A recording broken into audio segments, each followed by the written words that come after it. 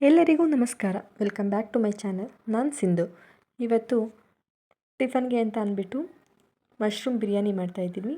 ಹಾಗೆ ಮನೆಯಲ್ಲೇ ಬೆಣ್ಣೆನ ಹೇಗೆ ಮಾಡ್ಕೊಳ್ಳೋದು, ಬೆಣ್ಣೆಯಲ್ಲಿ ತುಪ್ಪ ಹೇಗೆ ಮಾಡ್ಕೊಳ್ಳೋದು ಅಂತ ತೋರಿಸ್ತಾ ಇದ್ದೀನಿ. ವಿಡಿಯೋನ ಕೊನೆವರೆಗೂ ನೋಡಿ, ಎಲ್ಲಿ ಸ್ಕಿಪ್ ಮಾಡಬೇಡಿ. ವಿಡಿಯೋ ಇಷ್ಟ ಆದರೆ ಪ್ಲೀಸ್ ಲೈಕ್ ಮಾಡಿ, ಸಬ್ಸ್ಕ್ರೈಬ್ ಮಾಡ್ಕೊಳ್ಳಿ. ತಿನ್ನು. ಹೆಂಗಿದೆ?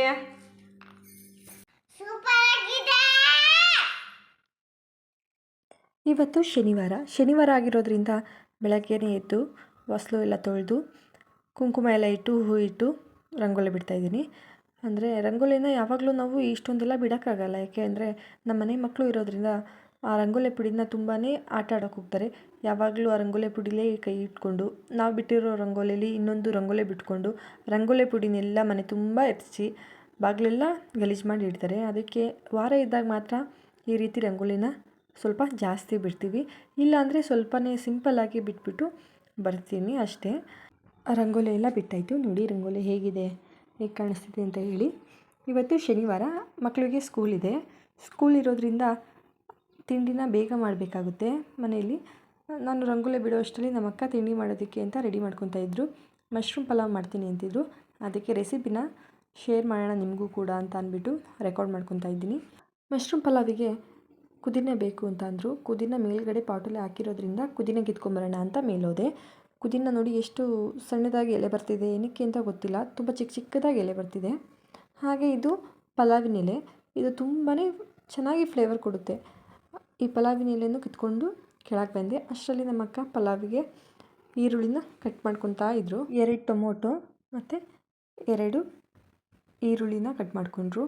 ಹಾಗೆ ಒಂದು ಮಶ್ರೂಮ್ನ 4 ಪೀಸಾಗಿ ಅಥವಾ 2 ಪೀಸಾಗಿ ಮಾಡಿಕೊಂಡು ಅದನ್ನು ಕೂಡ ಸೈಡಿಗೆ ಎತ್ತಿಟ್ಕೊಂಡ್ರು. ಹಾಗೆ ಒಂದು ಕುಕ್ಕರಿಗೆ ಸ್ವಲ್ಪ ಎಣ್ಣೆ ಹಾಗೆ ತುಪ್ಪ ಹಾಕಿ ಅದು ಸ್ವಲ್ಪ ಬಿಸಿಯಾಗೋವರೆಗೂ ಕಾಯ್ದು, ಆಮೇಲೆ ಅದಕ್ಕೆ ಪಲಾವ್ ಐಟಮ್ ಅಂದರೆ ಚಕ್ಕೆ, ಲವಂಗ, ಮೊಗ್ಗು, ಕಸೂರಿ ಮೇಥಿ ಎಲ್ಲ ಇರುತ್ತಲ್ಲ ಅದನ್ನೆಲ್ಲನೂ ಹಾಕಿ ಸ್ವಲ್ಪ ಚೆನ್ನಾಗಿ ಫ್ರೈ ಮಾಡಿಕೊಂಡ್ರು. ಅದಾದಮೇಲೆ ನಾನು ಪಾಟಿಂದ ಕಿತ್ಕೊಬಂದಿದ್ದಂತಹ ಪಲಾವ್ ಎಲೆ ಹಾಕಿದ್ರು. ಆ ಪಲಾವ್ ಎಲೆ ಹಾಕಿ ಫ್ರೈ ಮಾಡ್ತಾ ಇದ್ದಂಗೆ ಗೊತ್ತಾಗ್ಬಿಡುತ್ತೆ ಏನು ಮಾಡ್ತಿದ್ದಾರೆ ಇವತ್ತು ಅಂತ ಅಂದ್ಬಿಟ್ಟು. ಅದಾದಮೇಲೆ ಸಣ್ಣದಾಗಿ ಕಟ್ ಮಾಡಿ ಇಟ್ಕೊಂಡಿದ್ದಂತಹ ಈರುಳ್ಳಿನೂ ಕೂಡ ಸೇರಿಸಿ ಚೆನ್ನಾಗಿ ಫ್ರೈ ಮಾಡಿಕೊಂಡ್ರು. ಅದು ಸ್ವಲ್ಪ ಚೆನ್ನಾಗಿ ಎಣ್ಣೆಯಲ್ಲಿ ಈರುಳ್ಳಿ ಫ್ರೈ ಆದಾಗಲೇ ತುಂಬ ಪಲಾವು ಟೇಸ್ಟಿಯಾಗಿ ಕೂಡ ಬರುತ್ತೆ. ಅದು ಫ್ರೈ ಆಗೋಷ್ಟರಲ್ಲಿ ನಮಗೆ ಪಲಾವ್ಗೆ ಏನೇನು ಬೇಕೋ ಆ ಮಸಾಲೆನ ರುಬ್ಕೊಳ್ಳೋಣ ಬನ್ನಿ. ಒಂದು ಜಾರ್ ತೊಗೊಳ್ಳೋಣ. ಜಾರಿಗೆ ಸ್ವಲ್ಪ ಶುಂಠಿ ಮತ್ತು ಲವಂಗ, ಖಾರಕ್ಕೆ ಎಷ್ಟು ಬೇಕೋ ಅಷ್ಟು ಹಸಿರು ಮೆಣಸಿನ್ಕಾಯಿ ಹಾಗೆ ಬೆಳ್ಳುಳ್ಳಿನೂ ಸೇರಿಸಿ, ಸ್ವಲ್ಪ ಪುದೀನ ಆಮೇಲೆ ಕೊತ್ತಂಬರಿ ಸೊಪ್ಪು ಹಾಕಾದ್ಮೇಲೆ ಸ್ವಲ್ಪ ತೆಂಗಿನಕಾಯಿನ ಸ್ವಲ್ಪ ಸೇರಿಸಿ ಅದನ್ನು ಚೆನ್ನಾಗಿ ಪೇಸ್ಟ್ ಮಾಡ್ಕೊಂಡು ಬರೋಣ. ಹಾಗೆ ನೋಡಿ ಈರುಳ್ಳಿ ಫ್ರೈ ಆಗ್ತಾಯಿದೆ. ಈರುಳ್ಳಿ ಫ್ರೈ ಆಗ್ತಾ ಇದ್ದಂಗೆ ಸ್ವಲ್ಪ 2 ಕಟ್ ಮಾಡಿಟ್ಟಿರೋ ಟೊಮೊಟೊ ಸೇರಿಸ್ಬಿಟ್ಟು ಅದನ್ನು ಕೂಡ ಸಾಫ್ಟ್ ಆಗೋವರೆಗೂ ಕೂಡ ಫ್ರೈ ಮಾಡಿಕೊಂಡು ಅದು ಎಣ್ಣೆ ಬಿಟ್ಕೊಳ್ಳೋವರೆಗೂ ಸ್ವಲ್ಪ ಫ್ರೈ ಮಾಡಿಕೊಂಡ್ರೆ ಚೆನ್ನಾಗಿರುತ್ತೆ. ನೋಡಿ ಎಷ್ಟು ಚೆನ್ನಾಗಿ ಎಣ್ಣೆ ಬಿಟ್ಕೊತಾ ಇದೆ. ಅದಾದಮೇಲೆ ಎಣ್ಣೆ ಬಿಟ್ಕೊಂಡಾದ್ಮೇಲೆ ಅದಕ್ಕೆ ನಾವು ಕಟ್ ಮಾಡಿ ಇಟ್ಕೊಂಡಿರುವಂತಹ ಮಶ್ರೂಮ್ನ ಸೇರಿಸೋಣ. ಮಶ್ರೂಮ್ ಹಾಕಾದ್ಮೇಲೆ ಒಂದು ಒಳ್ಳೆ ಮಿಕ್ಸ್ ಕೊಡೋಣ. ಅದಾದಮೇಲೆ ಸ್ವಲ್ಪ ಅರಿಶಿಣ ಹಾಗೆ ಸ್ವಲ್ಪ ಉಪ್ಪು. ಮಶ್ರೂಮ್ಗೆ ಎಷ್ಟು ಬೇಕೋ ಅಷ್ಟು ಮಾತ್ರ ಇವಾಗ ಉಪ್ಪು ಹಾಕ್ಕೊಂಡಿರೋಣ. ಆಮೇಲೆ ಅಕ್ಕಿ ಎಲ್ಲ ಹಾಕಾದ್ಮೇಲೆ ಫುಲ್ ಪಲಾವ್ಗೆ ಎಷ್ಟು ಬೇಕೋ ಅಷ್ಟು ಹಾಕೋಣ. ಇದೆಲ್ಲ ಮಿಕ್ಸ್ ಆದಮೇಲೆ ನಾವು ರುಬ್ಬಿಟ್ಕೊಂಡಿರುವಂತಹ ಮಸಾಲೆನೂ ಕೂಡ ಅದಕ್ಕೆ ಸೇರಿಸಿ ಚೆನ್ನಾಗಿ ಫ್ರೈ ಮಾಡ್ಕೊಳ್ಳೋಣ. ಅದು ಮಸಾಲೆ ಎಲ್ಲ ಮಶ್ರೂಮ್ಗೆ ಇಟ್ಕೊಳ್ಳೋವರೆಗೂ ನೀಟಾಗಿ ಒಂದೊಳ್ಳೆ ಮಿಕ್ಸ್ ಮಾಡಿದ್ರೆ ರೆಡಿ ಆಗಿಬಿಡುತ್ತೆ. ನೋಡಿ ಈ ಥರ ಎಣ್ಣೆ ಬಿಟ್ಕೊಳ್ಳೋವರೆಗೂ ಫ್ರೈ ಮಾಡ್ಕೊಳ್ಳೋಣ. ನಾವು ಅಕ್ಕಿನ ಎಷ್ಟು ಇಟ್ಕೊಂಡಿರ್ತೀವೋ ಅದು ಡಬಲ್ ಅಷ್ಟು ನೀರನ್ನ ಸೇರಿಸಿ ಇವಾಗಲೇ ಕುದಿಸ್ಕೊಳ್ಳೋಣ. ಮಶ್ರೂಮ್ ಫ್ರೈ ಮಾಡುವಾಗಲೇ ಸ್ವಲ್ಪ ಉಪ್ಪು ಹಾಕಿದ್ವಿ. ಇವಾಗ ಎಷ್ಟು ಬೇಕೋ ಅಷ್ಟು ನೋಡಿಕೊಂಡು ಉಪ್ಪನ್ನ ಹಾಕೊಳ್ಳೋಣ. ಹಾಗೆ ಸ್ವಲ್ಪ ಪ್ಲೇಟ್ನ ಮುಚ್ಚಿಡೋಣ. ಮುಚ್ಚಿಟ್ಟಾದ್ಮೇಲೆ ಅದು ಸ್ವಲ್ಪ ನೀರು ಕುದಿಯೋವರೆಗೂ ವೆಯ್ಟ್ ಮಾಡೋಣ. ನೀರು ಕುದ್ದಾದ್ಮೇಲೆ ನೋಡಿ ಎಷ್ಟು ಚೆನ್ನಾಗಿ ಗ್ರೀನ್ ಕಲರಾಗಿ ಬಂದಿದೆ ನೋಡಿ. ನೀರು ಕುದಿಯುವಾಗ ಅದಕ್ಕೆ ಅಕ್ಕಿ ಹಾಕ್ಬಿಟ್ಟು ಸ್ವಲ್ಪ ಅರ್ಧ ಹೋಳು ನಿಂಬೆಹಣ್ಣಿನ ಜ್ಯೂಸನ್ನ ಸೇರಿಸಿ ಈಗ ನೀಟಾಗಿ ಒಂದು ಮಿಕ್ಸ್ ಮಾಡಿಬಿಟ್ಟು ಕುಕ್ಕರ್ನ ಮುಚ್ಚಿಡೋಣ. ಕುಕ್ಕರು 2 ವಿಷಿಲ್ ಬರೆಸ್ಕೊಳ್ಳೋಣ. 2 ವಿಷಿಲ್ ಬಂದಮೇಲೆ ನೋಡಿ ಎಷ್ಟು ಚೆನ್ನಾಗಿ ಮಶ್ರೂಮ್ ಬಿರಿಯಾನಿ ರೆಡಿಯಾಗಿದೆ ಅಂತ ನೋಡಿ. ಇದನ್ನು ಬಿಸಿಯಾಗಿ ಪ್ಲೇಟ್ಗೆ ಸರ್ವ್ ಮಾಡಿಕೊಂಡು ಮೊಸರು ಬಜ್ಜಿ ಹಾಕ್ಕೊಂಡು ತಿಂತಾಯಿದ್ರೆ ಕಳೆದೋಗಬೇಕು, ಅಷ್ಟು ಚೆನ್ನಾಗಿ ಬಂದಿತ್ತು. ನೀವು ಕೂಡ ಟ್ರೈ ಮಾಡಿ ಹೇಗೆ ಬಂದಿತ್ತು ಅಂತ ಹೇಳಿ. ಹಾಗೆ ಈ ವಿಡಿಯೋ ಇಷ್ಟ ಆದರೆ ಪ್ಲೀಸ್ ಲೈಕ್ ಮಾಡಿ, ಸಬ್ಸ್ಕ್ರೈಬ್ ಮಾಡ್ಕೊಳ್ಳಿ. ಹೀಗೆ ಸಪೋರ್ಟ್ ಮಾಡ್ತಾಯಿರಿ. ಒಳ್ಳೆ ರೆಸಿಪಿನ ನಿಮಗೋಸ್ಕರ ತೋರಿಸ್ತಾ ಇರ್ತೀವಿ. ತಿಂಡಿ ಎಲ್ಲ ಆದಮೇಲೆ ಮನೇಲಿ ತುಪ್ಪ ಖಾಲಿಯಾಗಿತ್ತು ಅಂದ್ಬಿಟ್ಟು ತುಪ್ಪ ಮಾಡ್ಕೊಳ್ಳೋಣ ಅಂತ ಹೊರಟೆ.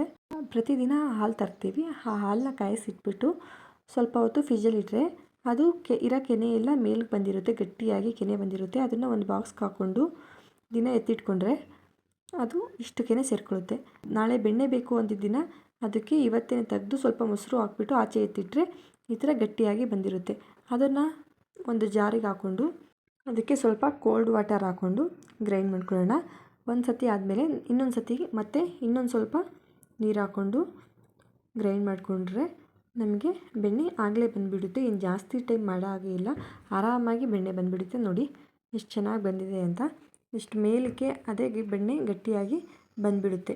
ಅದನ್ನು ಒಂದು ಪಾತ್ರೆಗೆ ಐಸ್ ಕ್ಯೂಬ್ ಹಾಕ್ಕೊಂಡು ಆ ಬೆಣ್ಣೆನ ನೀಟಾಗಿ ಎತ್ಕೊಳ್ಳೋಣ. ನೀಟಾಗಿ ಎತ್ಕೊಂಡು ಆ ಐಸ್ ಕ್ಯೂಬ್ ಇರೋ ನೀರು ಒಳಗಡೆ ಹಾಕ್ಕೊಂಡು ಚೆನ್ನಾಗಿ ನೀಟಾಗಿ ತೊಳ್ಕೊಳ್ಳೋಣ. ನೋಡಿ ಎಷ್ಟೊಂದು ಬೆಣ್ಣೆ ಬಂದಿದೆ ಅಂತ ಅಂದ್ಬಿಟ್ಟು. ಇದು ಬರೀ ಒಂದು ವಾರದಷ್ಟೇ.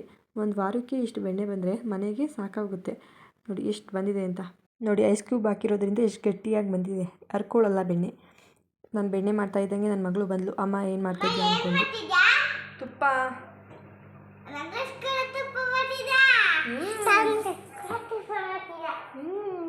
ನಿಮಗೋಸ್ಕರ ತುಪ್ಪ ಮಾಡ್ತೀನಿ, ಕೂತ್ಕೊಂಡಿರು, ಓಕೆನಾ? ಒಂದು ಗಟ್ಟಿ ತಳ ಇರೋ ಪಾತ್ರೆಗೆ ಬೆಣ್ಣೆ ಹಾಕ್ಕೊಳ್ಳೋಣ. ಇದು ಇವತ್ತಿನ ಬೆಣ್ಣೆ, ಮತ್ತು ಈಗ ಹಾಕ್ಕೊಂಡಿದ್ದು ಹೋದ ವಾರದ ಬೆಣ್ಣೆ. ಇನ್ನೂ ಸ್ವಲ್ಪ ತುಪ್ಪ ಇತ್ತು ಅಂತ ಮಾಡ್ಕೊಂಡಿರಲಿಲ್ಲ, ಎರಡನ್ನೂ ಒಟ್ಟಿಗೆ ಕಾಯಿಸ್ಕೊತೀನಿ ಈಗ ನಾನು. ನೋಡಿ ಈಗ ಕಾಯಿಸ್ಕೊತಾ ಇದ್ದೀನಿ. ಎಷ್ಟು ನೀಟಾಗಿ ಕರಗ್ತಾ ಇದೆ ಬೆಣ್ಣೆ ಅಂತ ಅಂದ್ಬಿಟ್ಟು. ಈ ರೀತಿ ಬೆಣ್ಣೆ ಕರಗ್ತಾ ಇದ್ದಾಗ ನಾವು ಅದಕ್ಕೆ ಏನೇನು ಬೇಕೋ ಅದನ್ನು ರೆಡಿ ಮಾಡ್ಕೊಳ್ಳೋಣ. ಸ್ವಲ್ಪ ಉಪ್ಪು, ಒಂಚೂರು ಉಪ್ಪು, ಸ್ವಲ್ಪ ಅರಿಶಿಣ ಹಾಕ್ಕೊಂಡು ಕಾಯಿಸ್ಕೊಳ್ಳೋಣ.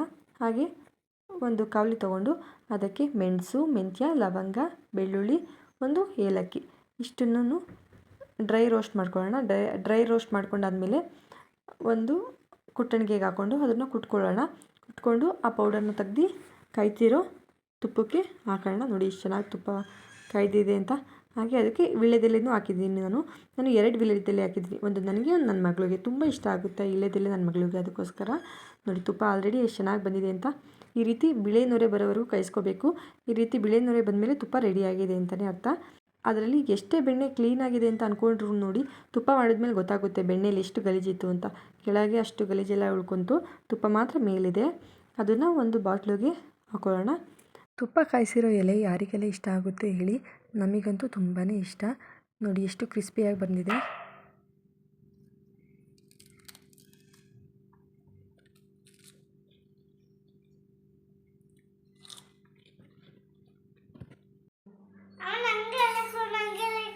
ತಗೋಪ್ಪ ತಿನ್ನು.